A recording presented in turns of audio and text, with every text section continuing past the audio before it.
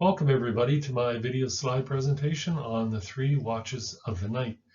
We talk about the tribulation period as that night. Jesus said, work while it is day, for the night comes when no man can work. And there's a period of time where, Jesus prayed in the night and he scolded the disciples 3 times. He went away and prayed. And so he said, watch, because, that you enter not into temptation. So this is a period of time that the Bible talks about, that last, 3.5 years of Daniel's final week, when we really have to be on the alert. I was looking at some passages in Revelation 14:6, and pretty interesting. It says here, I saw another angel flying in mid-heaven and having an eternal gospel to preach to those who live in the earth and to every nation and tribe and tongue and people. So this kind of caught my attention, this mid-heaven, and also the gospel to preach. And so this text I want to connect with Matthew 24:14. Now in Matthew 24:14, Jesus says, and this gospel of the kingdom will be preached in all the world as a witness to all nations, and then the end shall come. So 2 things. The gospel is to be preached, just like it said in Revelation 14:6, and then shall come the end. So the end here, he's talking about this final 3.5 years, the night. That the end is always, it's not at hand. These are birth pangs, things are getting prepared, but the end is not yet. The end is not yet. But all of a sudden, here, this gospel will be preached, and then the end shall come. And this is where we're at in Revelation 14:6. Now, the next verse, Jesus says in Matthew 24:15, after he says, and then the end shall come, then he says, and you, therefore, when you see the abomination of desolation spoken of by Daniel the prophet, stand in the holy place. Whoever reads, let him understand. We believe this is right in the middle of the week here, because we know that from Daniel chapter 9:27. So why Matthew 24:15 is in the middle of the week? Daniel says it. He will confirm a covenant with the many for 1 week. But in the middle of the week of the 7, he will put an end to sacrifice and offering, and at the temple he will set up an abomination that causes desolation until the end that is decreed is poured out on him. So this abomination, this is what Matthew 24:15 says. So we know it's in the middle of the week, So this is from then on. This is what Jesus is talking about, and then the end shall come. So when this abomination of desolation is set up in the middle of the week, then we have the beginning of the end, the final, what we call the tribulation period, this final 3.5 years.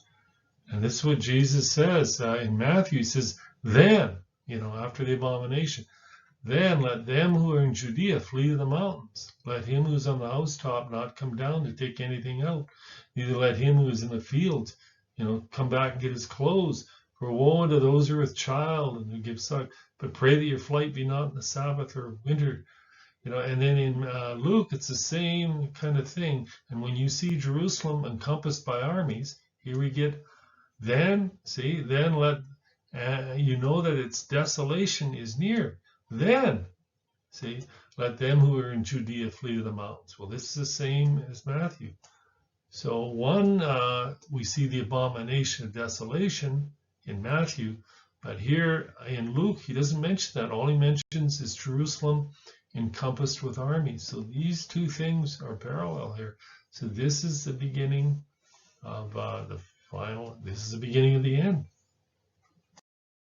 So this is this final 7 years, and it's split up into 2 parts. And Matthew 24, really depicts that. Matthew 24, 1 to 15. We have, this is the first half of the week. And so everything goes kind of normal. We have birth pangs, wars, famines, pestilences, earthquakes, deception. This is, but these are just the birth pangs. And, but the end is not yet. It always says, but the end is not yet. And then this is when we have these four horsemen, and they're just, the wars, famines, pestilence, and wild beasts. And so, but then all of a sudden, Matthew 24:14, and then and when this gospel must be preached as a witness to all nations, and then the end shall come. So the end is looking at the night part, and we see this in mid-heaven. This angel says, he has the everlasting gospel to preach. So we equate these two times. So we're right at the final part of this 3.5 years. And then what happens? The abomination of desolation is set up right in the middle of the week. And then we go, what happens? Daniel, we have Daniel. Michael stands up, time of distress. And Jerusalem, there's tribulation such as not been since the beginning of the world. And these, I think, this is where I'm looking at the 3 watches of the night. This is the night. And this is a time when Antichrist reigns for the last 3.5 years. So it's the night. This is when Jerusalem will be trodden down. Why? Because Jerusalem will be desolated when you see armies surrounding it. And so as soon as you see that abomination of desolation set up, those in Judea, get out of there, because this is the time that has been prophesied. And there'll be wrath upon, Israel, and they'll be led away captive into all nations for this 3.5 year period. Now, moving back to Revelation 14:7. So that angel said first, the gospel has to be preached.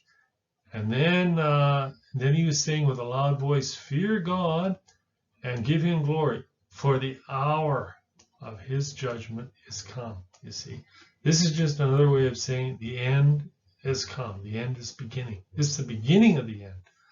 And worship him that made heaven and earth and the sea and the fountains and waters. Don't worship, idols. Don't worship the Antichrist, but worship God. So this is where we're at. We're at the last 3.5 years. And then what's the next thing? The next thing is Revelation 14:8. And there followed another angel. And this should say a second, saying, Babylon is fallen, the great city, because she made all nations drink of the wine of the wrath of her fornication. So this is, let's look at this in a different text. Now here it says, and another angel, a second one.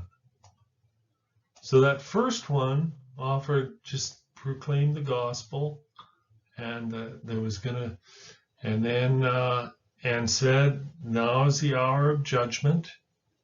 And then another one, a second one, followed that and said, fallen, fallen is Babylon the Great. Now, I think if we look, why is John making this point? We got these 3 angels. The first one says, the gospel's coming, judgment is coming, and it's announcing it. The second one is saying, Babylon is fallen, is fallen. That's the second. I think these are these 3 watches. Angels are watchmen.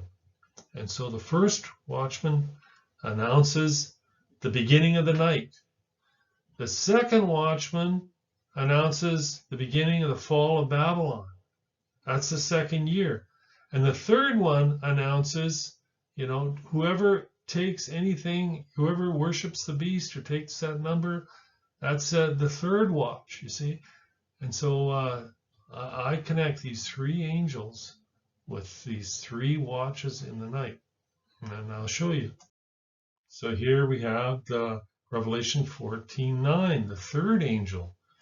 And the third angel followed them and says, if anyone worships the beast and his image, receives a mark on his forehead or his hand, will drink the wrath of God. So here, this is, I think, this angel is announcing the third watch. And these are these 3 watches in the night. And why I'm stressing that is Babylon falls in the second watch. That's the point here. Babylon falls in the second watch, and we'll see why that's important. Now, if we look in Luke chapter 12:36, Jesus is talking about those who are waiting for the master to come, and at what watch the thief would come, and all that kind of stuff. And here we have it in Luke, and he says, and you yourselves be like unto men that are waiting for their Lord to return from the wedding. And when he comes and knocks, they may open immediately. Then it goes on in Luke 12:38. And if he comes in the second watch, or comes in the third watch and finds them so, blessed are those servants. You see, if you're watching the second watch or the third watch, you're not talking about a fourth watch. So we're just talking about 3 watches here. And this is important because, just like the 3 angels, I think those are 3 watches. So you need, you got to watch in every one of them. You can't just be sleeping in the first watch or the second one. You're going to miss some important things. Now, this is in Luke 12:39. He says something important. But this know that if the good man of the house had known at what hour the thief would come, he would have watched and would not have suffered his house to be broken into. Now, I like to look at Matthew 24:43. It's this parallel passage. But here's something. But know this, that if the good man of the house had known in what watch, there's the other had hour, what watch the thief would come, he would have watched and would not have suffered his house to be broken up. So this is key here because a watch then is the same as what hour. And so these are these 3 watches in the night. Now, in other words, the thief is coming in one of those watches. Now, we just assume here the thief is Christ. But I think we're looking at something else here. And let's look, what is the thief called in John? Now in John 10:10, the thief comes not but to steal, to kill, and to destroy. I am come that they might have life and might have it more abundantly. The thief here then is the antichrist. He comes to do only one thing: steal, kill, and destroy. He's the opposite of Christ. Christ doesn't come, he gives life. This guy takes life. And so this is why we have to know in what watch the thief is coming. And is it the first watch, the second watch, or the third watch? As I said, the thief here is the Antichrist. And, Jesus was kind of showing that a little bit when he was praying. When he went 3 times, he went and prayed. And meanwhile, Judas, who's a type of the Antichrist, was coming. And the disciples were all asleep. And so when the time came, what happened? They scattered like sheep. And, that was predicted. But Jesus didn't scatter. And so he gives an example of what we have to be able to do in this time. We don't want to scatter. We have to, the thief is coming, but we need to know when. So here, Antichrist is called, the destroyer in Revelation 9:11. So he's called the king of Assyria in Isaiah 10:5. He comes to kill, steal, and destroy. You can see that in Isaiah 10:5 and following. And he also attacks Israel in the middle of the week. We know that. He's the guy who makes the covenant, but in the middle of the week, his armies are surrounding Jerusalem, and he breaks the covenant, and they take out Israel. So there is, this is the Antichrist. So, Jesus warns his people on that one about getting out of, you are in Judea, get out of there. But here's an important point. He also attacks Babylon. Remember, the beast and the 10 horns will turn on Babylon, and they will burn her with fire, it says. So we don't know when that's going to happen, but Christ does. And so this is what I think we're looking at here, is what time of the night is the thief coming? If you knew, you wouldn't suffer your house to be broken into. So is this attack, I think, that Christ is warning us about? He's the good man of the house. He's warning us about the attack on Babylon. We see this coming judgment in Revelation 17:1. And there came one of the 7 angels which had 7 vials and talked to me, saying, Come hither, I will show thee the judgment of the great whore. So this is during this time of the end, the judgment of the great whore that sits on many waters. We know what happens in Revelation 18:10, and all the merchants standing afar off for fear of her torment, saying, Alas, the great city Babylon, that mighty, for in 1 hour, thy judgment has come. You see, at what watch, what hour the thief was coming. That's what Jesus is talking about. If the good man of the house had known at what hour the thief was coming, that's the Antichrist, and to destroy Babylon, he would have, he would not have suffered his house to be broken up. And so this is what we're talking about. Because, God's people are in Babylon. They're in Judea. You were in Judea, flee into the mountains. But what's he say in Revelation 18? You were in Babylon. Come out of there. Because their judgment is coming. It talks about in Revelation 18, come out of Babylon, but it also talks about it in Jeremiah 51:45. Come out of her midst, my people, and each of you save yourselves from the fierce anger of the Lord. This is part of this part of the tribulation period, and it's his judgment on Babylon. He's allowing Babylon to fall through the Antichrist, through the king of Assyria, and he's the thief that comes to kill, steal, and destroy, the Antichrist. And so he's the destroyer, and he will destroy Babylon. And Jeremiah 51:46, talking about Babylon. Now, so that your heart does not grow faint, and you are not afraid of the report that will be heard in the land of Babylon. For the report will come in 1 year, and after that another report in another year.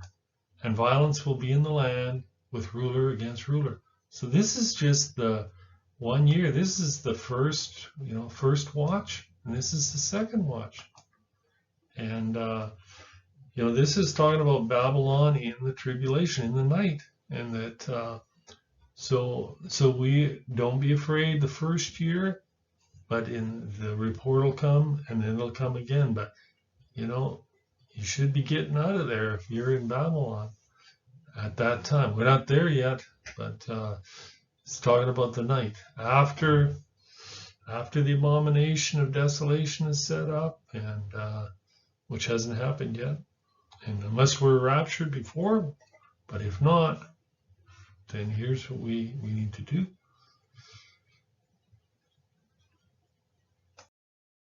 Jesus says, Behold, I stand at the door and knock. If any man hears my voice and opens the door, I will come in to him and will sup with him and he with me.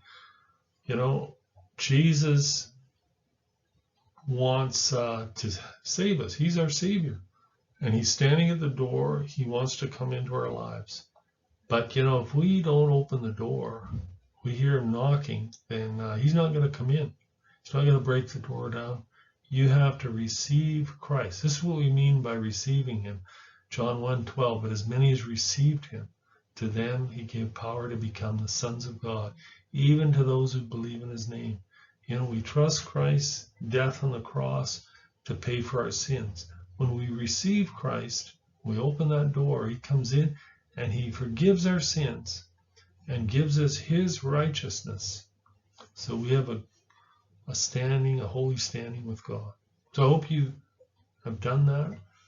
And I hope you watch some other videos and read my book.